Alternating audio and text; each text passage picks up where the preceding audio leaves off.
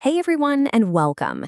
Today, we're going to pull back the curtain on one of machine learning's most powerful and, honestly, elegant tools, the Support Vector Machine, or SVM for short. Our mission here is to break down exactly how it thinks, all the way from drawing a simple line to navigating some really complex, messy data. So, let's kick things off with a problem that has some pretty high stakes. Imagine a bank needs to figure out who to give loans to. How can a machine learn to tell the difference between a creditworthy applicant and a non-creditworthy one just by looking at their data? Well, this is the exact kind of problem that an SVM was born to solve. All right, first up, the classification problem. At the end of the day, what we're really trying to do is teach a machine how to put things into different buckets. Let's actually see what this looks like. Imagine we plot every applicant on a chart. Maybe on one axis you've got their credit score, and on the other you have their debt-to-income ratio. Here, the blue dots are people who are creditworthy, and the red dots are not. The machine's entire job is to draw some kind of boundary, a line, that neatly splits these two groups apart. Now, that separating line has a bit of a fancy name. It's called a hyperplane. You can just think of it as the final decision boundary. If you land on one side of it, you're in the creditworthy group. Land on the other, and you're not. Simple as that. And hyperplane is a really flexible word. If you only have one dimension of data, a hyperplane is just a single point. In 2 dimensions, like the chart we just saw, it's a line. In 3 dimensions, it's a flat plane. And when you're dealing with hundreds of features in modern data, it becomes this complex boundary in a space we can't even picture, but the core idea is exactly the same. Okay, section 2, finding the best boundary. I mean, it's pretty obvious you could draw a whole bunch of different lines to separate those dots. So, how does the machine find the one single best line? This question, right here, is what makes the SVM so special. Because you could draw a line that just barely squeaks between the two groups, but that feels risky, right? There has to be a smarter, more robust way to do it. And this brings us to a really important idea, the margin. The best way to think about the margin is like a street, or a buffer zone running between the two groups. The hyperline is the line painted right down the middle of the street, and the margin is the width from that center line to the closest data points on either side. And those data points that are closest, the ones right on the edge of the street, are incredibly important. They're called support vectors. Why? Well, because they literally support the entire hyperplane. If you were to nudge one of these points, the whole street, the whole boundary, would have to shift with it. They define the whole setup. So here it is. The main goal of the SVM. Don't just find a line that separates the data. Find the line that creates the widest possible street, the maximal margin. A wider margin means we're more confident. It's a bigger buffer zone, which makes it much less likely that we'll misclassify new data points that happen to fall close to that boundary. All right, part 3, handling messy reality. Now, this all works perfectly in theory, but let's be honest, real-world data is never that clean. So what happens when we start seeing outliers and overlapping points? So what if we get an outlier, like a single red dot that ends up way over in blue territory? Suddenly, our strict maximal margin rule gets thrown into complete chaos. The model will bend over backwards, skewing its boundary dramatically just to account for that one weird point. And that usually leads to a much worse result for all the other data. The solution to this is what we call a soft margin classifier. Just look at this comparison.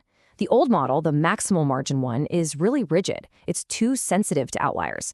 The soft margin model, though, is much more flexible. It actually allows a few points to be on the wrong side of the line in exchange for finding a boundary that's way more robust and works better for the vast majority of the data. This whole thing is a classic example of the bias-variance trade-off in machine learning. That rigid model has what we call high variance. It's super sensitive to the specific data it's trained on. By allowing a little bit of bias, that is a few errors, we end up with a model that has low variance. It's way more consistent, and most importantly, it's much better at making predictions on new data it's never seen before. And that's always the ultimate goal. Okay, section 4, the magical kernel trick. So we can handle outliers now, but what happens when the data isn't just a little messy? What if it can't be separated by a straight line at all? This is where the SVM shows off its most powerful and kind of magical feature. I want you to picture our red and blue dots arranged in a circle, with, say, the red dots in the middle and the blue dots all around them. No matter how you try to draw a straight line, you're never going to be able to separate those two groups. So, are we just stuck? Not at all. The SVM has this absolutely incredible solution. It takes our flat, two-dimensional data and mathematically projects it into a higher dimension, in this case, 3 dimensions. And what's amazing is that in this new higher dimensional space, the data is separable by a simple flat plane. Then, when we project that decision boundary back down to our original 2D view, it becomes the perfect circular boundary we needed all along. This is the famous kernel trick. And here's the absolute genius of it. The SVM doesn't actually do the ridiculously huge computation of transforming every single point. Instead, it uses a clever mathematical shortcut, a kernel function, that calculates the relationships between points as if they were in that higher dimension. So you get all the power of this high-dimensional separation, but without the crippling computational cost. It's brilliant. And data scientists have a whole toolbox of these kernel functions to pick from. There's the linear kernel, which is for the simple, straight-line problems we started with. There's a polynomial kernel for creating more complex curves. And then there's the most common one, the RBF kernel, which is so powerful it can map data into an infinite dimensional space, letting it find incredibly complicated boundaries. Okay, final section. SVMs in the wild. Now that we've got margins, support vectors, and these wild kernel tricks in our toolkit, let's take a quick look at where they really shine and where they have their limits. So, SVMs have some really clear strengths. They are super effective when you have tons of features, and they actually work surprisingly well even with smaller datasets. The downside? Well, they can be pretty slow and use a lot of memory when you have massive datasets. And picking the right kernel and tweaking its settings definitely takes some care and expertise.